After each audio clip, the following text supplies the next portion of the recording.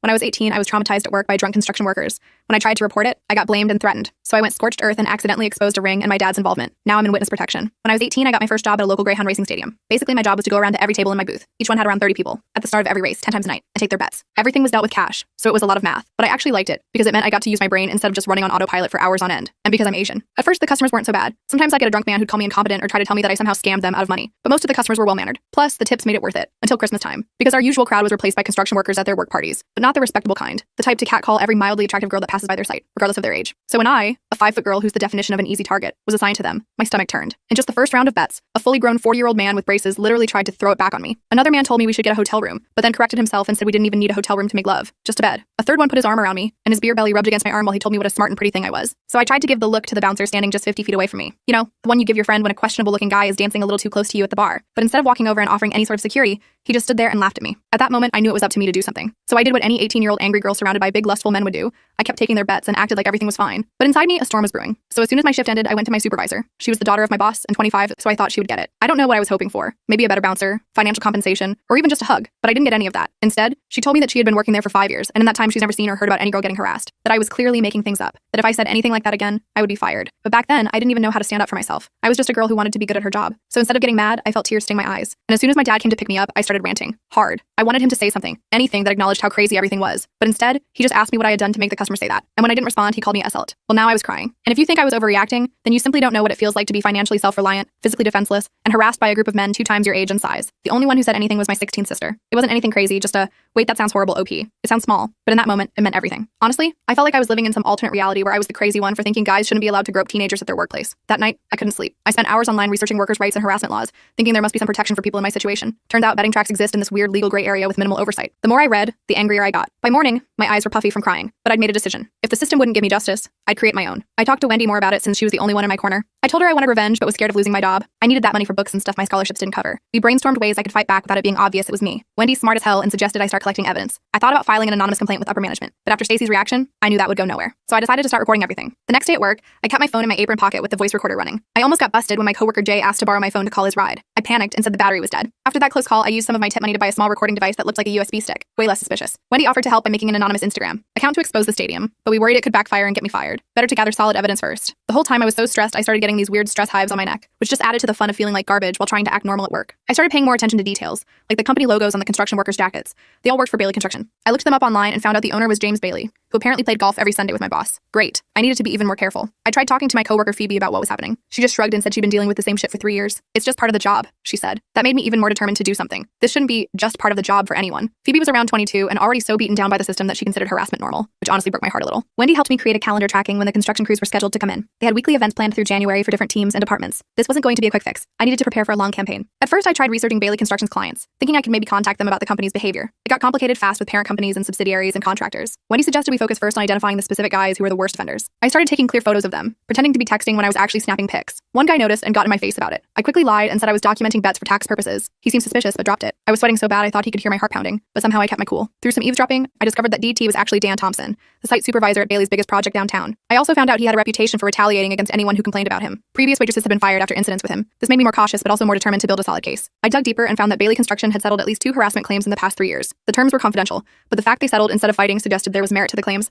I created a fake email account and reached out to former employees, hoping someone would talk to me. Through social media and some careful questioning of other staff, I identified several women who'd quit shortly after working with the construction crews. Most were reluctant to talk, but a few shared their stories privately. I created an anonymous chat group where we could share experiences, and within a week, 15 women had joined. Some had stories way worse than mine. It was like lifting a rock and finding this whole disgusting ecosystem underneath that everyone just pretended wasn't there. We were building momentum until Stacy called me into her office. Someone had tipped her off about the group. She warned me about causing trouble and said it would be a shame if I lost my job right before tuition payments were due. I considered quitting right then, but I literally couldn't afford to. Instead, I decided to double down while appearing to back off. When I went back to work that weekend, the construction crew was even worse than before. DT made a point of saying things like, some girls know how to take a compliment and some need to be taught a lesson. They were more handsy, more explicit, and seemed to be targeting me specifically. I suspected Stacy had said something to them about my complaints. I kept my recording device running, capturing everything. Halfway through my shift, the memory filled up. I hadn't expected them to be so non-stop disgusting. I texted Wendy our emergency code. Aunt Flo came to visit early. 20 minutes later, Wendy showed up with my forgotten lunch. Security seemed suspicious and actually searched her bag, but she'd hidden the fresh recording device inside a sandwich. She created a distraction by accidentally knocking over a display of racing programs, and I grabbed the sandwich while everyone was helping pick up papers. Wendy was such a natural at this undercover stuff that I half-jokingly called called her Agent W when she left. The new device captured Brooks bragging to his friends that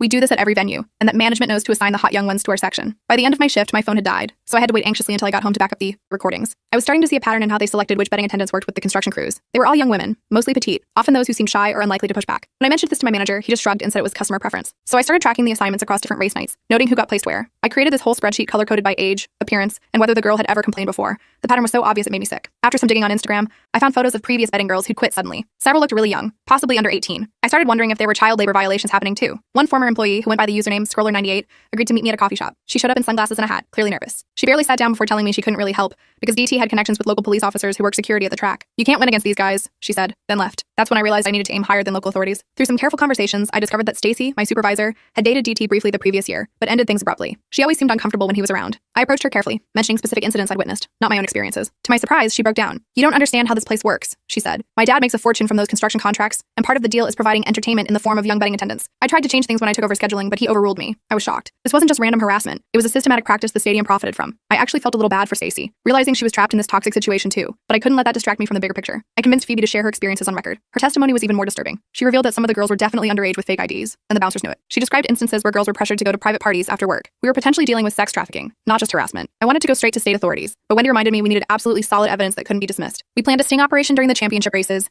the biggest event of the season when all the construction crews would be present. I coordinated with my online support group, and we planned for everyone to work that night wearing hidden cameras. Several backed out at the last minute, afraid of losing their jobs or worse. In the end, only me and 3 others agreed to go through with it. I spent the morning of the sting throwing up from nerves, which my mom assumed was just a stomach bug, if she only knew. The night of the sting, I was assigned to DT's section again. My recording device malfunctioned almost immediately. The battery indicator had been wrong. I had to rely on the other girls to capture evidence. One of them, Linda, managed to record DT paying off the bouncer to ignore complaints and encourage certain girls to attend after parties. But while she was recording, the bouncer noticed her acting suspicious. I created a distraction by accidentally spilling a tray of drinks all over DT. He was furious, but it gave Linda time to slip away. DT grabbed my arm hard enough to leave bruises, saying he knew what I was up to and I'd regret it. Phoebe stepped in, claiming she needed my help with a customer, while secretly recording the entire confrontation on her phone. My heart was racing so fast I thought I might pass out, but somehow I kept it together until the end of my shift. The bruises on my arm formed this perfect fingerprint pattern that I photographed as soon as I got to the bathroom. When my dad picked me up that night, I was shaking. Instead of asking why, he immediately criticized how I looked. You're a mess. You can't show up to work like that and expect people to respect you. I finally snapped and played him one of the recordings of what I dealt with daily. He was quiet for a moment, then said, "What were you doing to attract that kind of attention? Those are just guys being guys. You put yourself in that situation." I realized then that my father's toxicity went way deeper than I thought. The ride home was completely silent. I stared out the window just counting streetlights to keep from screaming or crying. At home, I tried appealing to my mom for support. Her response floored me. "That track has always had that reputation. I told your father not to let you work there." She knew and had said nothing. My own mother had let me walk into that situation without warning me. Wendy tried standing up for me, telling our parents they were being horrible. Dad grounded her for disrespect and took her phone. We started communicating through notes hidden in her school textbooks that our parents never checked. I decided I couldn't stay in that house anymore. The problem was I only had about $600 saved up, not enough for an apartment. I called my older cousin Patrick, who had a spare room in his apartment across town. He immediately offered to let me stay rent-free until I could get on my feet. I packed my essentials while my parents were at work, but my dad came home unexpectedly. He demanded to know what I was doing. I told him I was moving out. He threatened to cut off my college fund if I left. I revealed I'd been recording his verbal abuse too. He backed down but said I was dead to the family if I walked out. I moved to Patrick's that afternoon. While relieved to be out, I worried constantly about Wendy still living with them. I texted her hourly check-ins disguised as casual conversation about homework or TV shows. Patrick was incredibly supportive, encouraging me to focus on building my case, but I felt guilty for leaving Wendy behind. We developed a plan where Patrick would help Wendy spend weekends at his place, claiming she was attending study groups. My parents forbade her from visiting me, calling me a bad influence. Patrick started driving by our house pretending to be delivering food to pass notes between us. We discovered our parents were checking Wendy's phone but never monitored her school email account. That became our secure communication channel. Wendy reported increasing verbal abuse at home after I left. As a 16-year-old, she couldn't legally move out without parental consent. I started documenting everything for a potential emancipation case and accelerated my plans to expose both the stadium and our parents. I visited a free legal aid clinic to discuss emancipation options for Wendy. They explained the process could take months unless there was clear evidence of abuse or neglect. While gathering documentation, I discovered our father had been embezzling from his accounting job. I hesitated to use this information. It felt like crossing a line. Wendy convinced me that ethical lines had already been crossed. I anonymously tipped off his company about irregularities in certain accounts but felt immediate regret. I compromised by only revealing enough to trigger an audit rather than immediate termination. I wasn't trying to destroy him, just create enough distraction that he'd ease up on Wendy. I spent the next few nights stress baking, and Patrick's freezer filled up with enough stress cookies to feed a small army. Patrick helped organize all my evidence and introduced me to his friend Scott, a law student specializing in labor issues. Scott reviewed everything and said we had a potentially strong case, but warned that going public could have consequences I wasn't prepared for. He suggested approaching a state labor investigator first, to keep things official but controlled. Scott was super patient explaining all the legal stuff to me, even when I interrupted him like 50 times with questions. The labor investigator, Mr. Reynolds, seemed genuinely interested in our evidence, but explained his jurisdiction was limited to wage and hour violations. He referred us to MB, a specialized investigator with the state's criminal division who handled more complex cases, including potential trafficking. Meeting with MB was intimidating. She was a no-nonsense former prosecutor who asked direct, sometimes uncomfortable questions. She had this way of looking at you that made you feel like she could see right through any BS. After reviewing our evidence package, she explained that building a comprehensive case would take months of careful work. I would need to continue working at the stadium to maintain access and gather more specific evidence.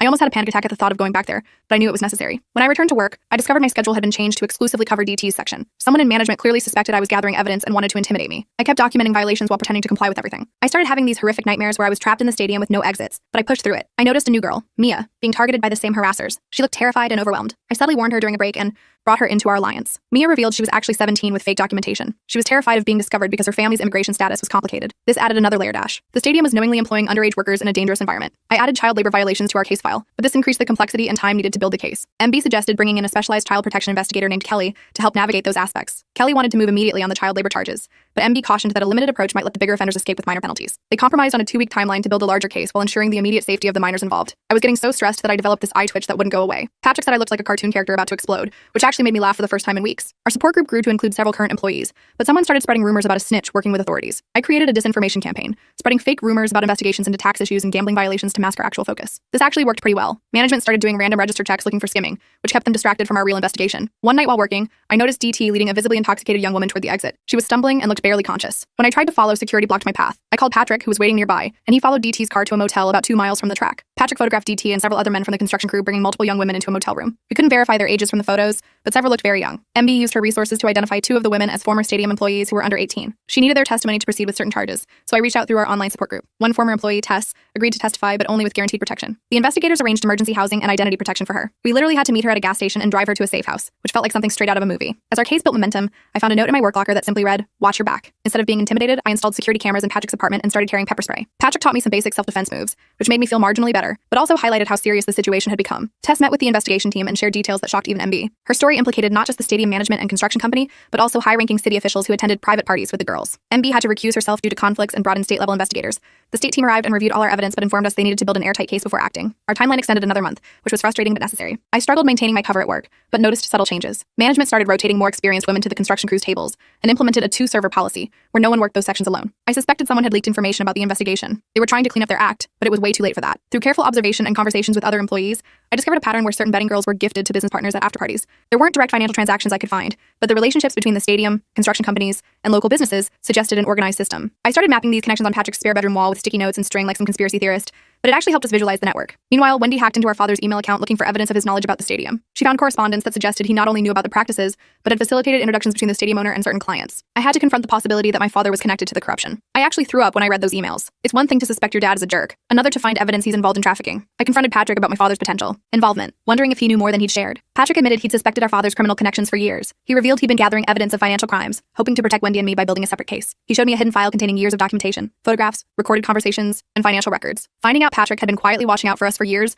made me cry from gratitude. I reviewed the evidence against my father and discovered he appeared to be a middleman rather than a ringleader in the operation. He connected clients with the stadium owner and received finder's fees. I added this information to our case while maintaining focus on DT and the larger system. The investigation identified a network connecting the stadium, construction companies, and city contracts. The evidence showed a pattern of bribery and exploitation, but much of it was circumstantial. MB suggested an undercover operation to gather more direct evidence. I volunteered to wear a wire at an upcoming VIP event, but the investigators deemed it too dangerous given that I was already known to the targets. They recruited a professional undercover agent named Ramona, who was introduced as a new betting girl. Ramona successfully infiltrated the inner circle, but DT seemed suspicious of her from the start. To divert attention, I created a fake rivalry with her, making sure others overheard me complaining about the new girl taking my tables. I was so convincing that other waitresses started comforting me about that bitch stealing your tips. I felt bad about spreading negativity, but figured the end justified the means. The rivalry distraction worked, and Ramona gathered crucial evidence about the operation. Then DT suddenly invited both of us to an after-hours party at his lake house. The investigators strongly advised against attending, but Ramona and I both recognized it as potentially our best opportunity for conclusive evidence. We agreed to go with extensive backup nearby and emergency extraction plans in place. I was terrified, but kept thinking about Mia and all the other girls who'd been victimized. At the party, I witnessed DT explicitly offering young betting girls to business associates. The music was too loud for my recording device to capture clear audio. Ramona created a distraction by pretending to be extremely drunk and knocking over a table, while I planted additional listening devices around the house. I literally taped one under a side table while pretending to pick up napkins. The planted devices captured explicit conversations about the program of recruiting vulnerable girls, grooming them at the track, and eventually introducing them to exclusive clients. Then my father unexpectedly arrived at the party. I had to hide in a storage closet to avoid being seen. While hiding, I overheard him discussing me with DT. My father was complaining that I had potential but was too difficult to control. DT laughed and said he had ways to handle difficult girls. I realized with horror that my father had actually tried to include me in their trafficking scheme. I recorded the entire conversation, fighting nausea the whole time. I was crammed between mop buckets and cleaning supplies, trembling so hard I worried they'd hear the equipment rattling. My hiding spot was discovered by a security guard checking the house. I pretended to be looking for cleaning supplies for a spill and managed to talk my way out of suspicion. After making sure Ramona was safely extracted by her backup team, I left the party. On the drive back to Patrick's, I noticed a car following me. I executed our predetermined evasion plan, taking random turns and eventually pulling into a police station parking lot. The car drove past, and I waited 30 minutes before proceeding to our designated safe house. I kept checking my rearview mirror every few seconds, heart pounding each time headlights appeared behind me. At the safe house, investigators reviewed the new evidence. While damning, they determined they still needed stronger connections to certain charges to ensure convictions. They planned a coordinated sting at the stadium's biggest annual event, the championship derby, when all major players would be present. I helped design the operation based on my insider knowledge of the stadium layout, staff rotations, and security protocols. I was told I couldn't participate directly, which was frustrating but understandable. Instead, I created detailed maps and schedules for the investigators. I spent hours color-coding everything and adding notes about which security guards could be trusted, almost none, and which ones were definitely in on the scheme. The night before the sting, I discovered through Wendy, who was still monitoring our father's emails, that he had warned DT about increased police activity around the stadium. I couldn't reach the investigation team in time to update their plans. I improvised by anonymously calling in a false tip about drug dealing in the parking lot to ensure police presence would seem normal. I felt guilty about giving the police a fake tip, but figured it was a justified means to an end in this situation. The sting operation began with undercover officers in place throughout the stadium. DT appeared unusually cautious, holding meetings in open areas and speaking vaguely. I texted Phoebe, who was working that night, and suggested she accidentally spilled drinks on DT's paperwork. This forced him to use the backup room where cameras had already been planted. The diversion worked perfectly, but DT spoke in coded language about merchandise and deliveries. The investigators struggled to gather explicit evidence that would hold up in court. From the surveillance van where I was monitoring the operation, I grew frustrated with the lack of progress. I suggested sending in Ramona with specific questions designed to elicit incriminating responses about the ages of the girls and the services expected. Ramona successfully got DT talking about processing new girls and training procedures, but a stadium manager interrupted before he made explicitly incriminating statements. The operation wasn't going as smoothly as those police procedurals on TV. Real investigations are apparently messy and frustrating. The investigation leader wanted to abort the operation, believing we had insufficient evidence for the most serious charges. I convinced them that the annual event was our only chance to catch everyone together, pointing out patterns from previous years where girls were transported after the main event. They agreed to continue with modified objectives, focusing on documenting clear labor violations while watching for more serious crimes. I basically refused to give up after everything we'd been through, and thankfully they listened. Suddenly, Wendy called with urgent news. Our father was bringing additional underage girls to the event through a service entrance. The operation pivoted to intercept this more serious crime in progress. Police positioned themselves to catch the handoff, but my father took an unexpected route through the kitchens. Using my knowledge of the stadium layout, I guided the police through back channels to intercept him. Officers caught my father with 3 underage girls who had been told they were interviewing for hostess positions. When he saw the police, he attempted to flee through the crowded stadium, causing a public scene as officers pursued him. I watched on the security feed as my own father was tackled and handcuffed. I felt nothing but cold rage. The commotion alerted DT and other conspirators to the police presence, but all exits had already been secured by state police. Investigators successfully detained the key figures while evidence teams swept the offices, seizing computers and documents. The raid resulted in multiple arrests, including DT, my father, and several stadium managers. Many powerful figures remained untouched, however, as they'd been careful to maintain distance from direct criminal activity. I provided additional evidence connecting these higher-level officials to the operation through financial records and recorded conversations. The investigators used my information to expand their case, but the suspects hired expensive attorneys who immediately began fighting the charges. I wasn't surprised that the rich guys could afford better lawyers. That's how the system works, right? The prosecution team requested my direct testimony for the preliminary hearings and eventual trial. I agreed to testify publicly, despite the risks. Almost immediately, I began receiving threatening messages through various channels. The prosecutors arranged for me to enter a temporary witness protection program until the trial concluded. I had to change my phone number, move to a new apartment, and basically disappear from social media. It was like erasing my entire existence, which was both terrifying and oddly freeing. The preliminary hearings began with my testimony about what I'd witnessed and experienced. The defense attorneys brutally attacked my character, suggesting I was seeking revenge for being fired, a lie, or trying to extort money through false accusations. MB helped me prepare psychologically for the cross-examination, teaching me to stay calm and stick to factual statements. I maintained my composure during questioning, even when they tried to provoke emotional responses. The defense lawyer kept trying to make me lose my temper, asking the same questions over and over in slightly different ways, but I just kept answering calmly and factually. When the defense presented edited recordings of my conversations that distorted their meaning, I countered by revealing my complete unedited archives that provided full context. The case gained significant media attention, with reporters digging into my personal life and background. Rather than let them control the narrative, I decided to publicly tell my complete story through a carefully selected journalist known for covering human trafficking cases ethically. My interview created public outrage and support for the prosecution, but also led to my mother publicly defending my father. She claimed I was mentally unstable and seeking attention. This betrayal pushed Wendy to formally petition for emancipation with my support. Having my mother go on local news to call me a liar was a new low. I stopped watching TV altogether after that. The family court reviewed Wendy's case thoroughly. Our mother fought to maintain custody, claiming she was an innocent victim of our father's crimes. I submitted recordings of our mother's enabling behavior, including her admission that she knew about the stadium's reputation before I worked there. The judge granted Wendy temporary independence, but required ongoing supervision given her age. Patrick became Wendy's legal guardian while the criminal case proceeded. Watching Wendy pack her things to leave was bittersweet. I was happy she was getting out, but sad that our family had imploded so completely. Prosecutors offered plea deals to minor players in exchange for testimony against DT and the other ringleaders. Several key witnesses mysteriously withdrew their statements just before they were scheduled to testify. I helped investigators identify who might be threatening witnesses based on relationships and connections I'd observed at the stadium. Some of the witnesses were clearly terrified, and I couldn't really blame them. I felt guilty that I had the protection of the program while they were still vulnerable. The trial date approached with strong evidence against most defendants. DT's defense team filed motions to suppress key recordings claiming they were obtained illegally. Scott and I researched legal precedents to support the admissibility of evidence gathered by employees documenting their own workplace experiences. The judge allowed most evidence but excluded some of my early recordings that might have violated specific state wiretapping laws. The prosecution adjusted their strategy to focus on the testimony of multiple victims, showing a pattern of behavior rather than isolated incidents. I testified for 3 grueling days, maintaining my composure even when facing my father across the courtroom. The defense tried repeatedly to shake my credibility, but the consistency of my testimony held up against aggressive questioning. Every time I looked at my father, he would stare back with this mixture of hatred and something else, maybe disappointment that his own daughter had ruined his operation. After 4 days of deliberation, the jury returned with guilty verdicts on most counts. DT, my father, and 3 others received significant prison sentences for charges ranging from labor violations to human trafficking. Several others received lesser sentences for their roles as enablers and facilitators. I sat perfectly still as the verdicts were read, afraid I might break down if I moved even an inch. While I felt vindicated by the verdicts, I learned that some powerful figures had negotiated immunity in exchange for information. This led me to work with advocacy groups to push for legislative reforms that would close loopholes and strengthen protections for vulnerable workers. With the trial concluded, I tried returning to normal life, but experienced PTSD symptoms, panic attacks in crowded places, nightmares, and hypervigilance. I began therapy with a counselor specializing in trauma recovery, who helped me develop coping strategies. The first time I tried going to a mall after everything, I had a full panic attack in the food court and had to leave. Recovery wasn't linear. Some days were fine, others were impossible. I received a modest settlement from the stadium, but had to sign a non-disclosure agreement about specific details of the case. I used the money to pay for college while finding ways to still advocate within the legal boundaries of the agreement. I became an expert at talking about hypothetical situations and similar cases elsewhere as a way to raise awareness without violating the NDA. Wendy struggled academically after the ordeal, her grades dropping as she processed the trauma of family betrayal. I created a supportive study environment at Patrick's apartment where we'd have scheduled homework sessions and reward systems. Gradually, both of us rebuilt our academic confidence and performance. We developed this ritual where we'd watch terrible B movies after finishing major assignments. The worse the movie, the better. I attempted reconnecting with our mother several times, but each conversation involved her blaming me for destroying the family and defending my father's actions. I established firm boundaries while leaving the door open for future reconciliation, if she ever truly acknowledged the harm done. I think she wanted to believe my father was innocent, because accepting the truth meant accepting her own complicity in enabling him for decades. We received an unexpected letter from our father in prison about 6 months after the trial. Rather than apologizing, it contained justifications for his actions and blame toward me for misunderstanding his intentions. Wendy and I decided to focus on our future, rather than hoping for his redemption. We burned the letter in Patrick's backyard fire pit in a mini ceremony to symbolically move on. I applied for a scholarship program specifically for survivors of exploitation and trafficking. The application required detailing my trauma and recovery journey. Though difficult to write, I transformed my experience into powerful advocacy essays that emphasized resilience and determination. I received the scholarship and started college full-time. Despite academic success, I felt isolated among peers who couldn't relate to my experiences. Their concerns about dating drama and party invitations seemed trivial compared to court cases and witness protection. For them, a bad day was a pop quiz or getting ghosted by a Tinder match. For me, it was getting new threatening notes or having flashbacks during class. I created a campus support group for survivors of exploitation, providing a space where people with similar experiences could connect. The group grew quickly, attracting not just students but community members. I struggled balancing leadership responsibilities with my studies, especially as the group attracted media attention. I trained other members to share responsibilities, creating a sustainable structure that didn't depend solely on me. We developed a rotation system for leading meetings and speaking at events so no one person carried the whole burden. I got invited to speak at a legislative hearing on labor reform, focusing on protections for young workers. Public speaking triggered my anxiety, especially knowing the testimony would be public record. Wendy helped me prepare through repeated practice sessions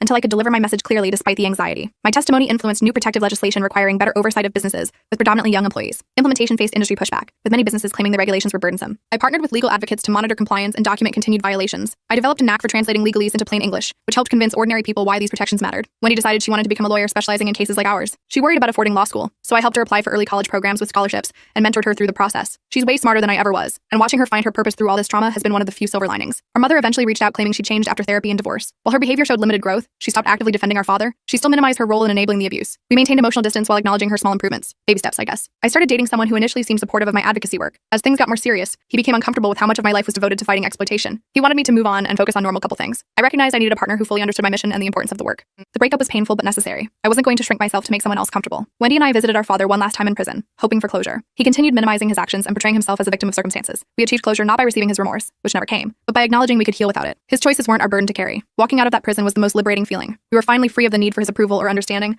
I graduated with honors in criminal justice, but felt uncertain about my career path. I had options in law enforcement, victim advocacy, or policy work. After considering various offers, I accepted a position with a nonprofit focused on preventing labor exploitation of young workers. 3 years after the trial, I've transformed my traumatic experience into meaningful change. I now work as an advocate for the State Labor Board, focusing specifically on cases involving vulnerable workers and potential trafficking. Wendy, now a pre-law student on full scholarship, often joins me for community education events where we share a story to help others recognize warning signs. Our mother, after finally completing extensive therapy, has slowly rebuilt a limited relationship with us, though we maintain clear boundaries. Patrick remains a steady presence in our lives, hosting monthly family dinners where the conversation often turns to our ongoing advocacy work. The racing stadium where everything began has been converted into a community center following bankruptcy, a transformation I find deeply satisfying. Several of my former coworkers have become lifelong friends, with Phoebe now running a hotline for exploited workers. I still occasionally experience anxiety in crowded places, but my therapist has helped me develop effective coping strategies. When DT came up for parole after serving minimum time, I organized a successful campaign to demonstrate the lasting impact of his crimes, resulting in his petition being denied. I occasionally receive letters from young women who've escaped similar situations after hearing me speak, each one reinforcing my commitment to the cause. Though healing remains an ongoing process, I found purpose in protecting others from experiencing what I endured. Most importantly, the once frightened betting girl who couldn't stand up for herself now trains others to recognize their worth and fight systemic injustice. Wendy and I have become each other's strongest allies, our bond forged through adversity into unbreakable sisterhood. As we often remind each other, sometimes the best revenge isn't just seeing justice served, it's creating a world where such injustice becomes increasingly impossible.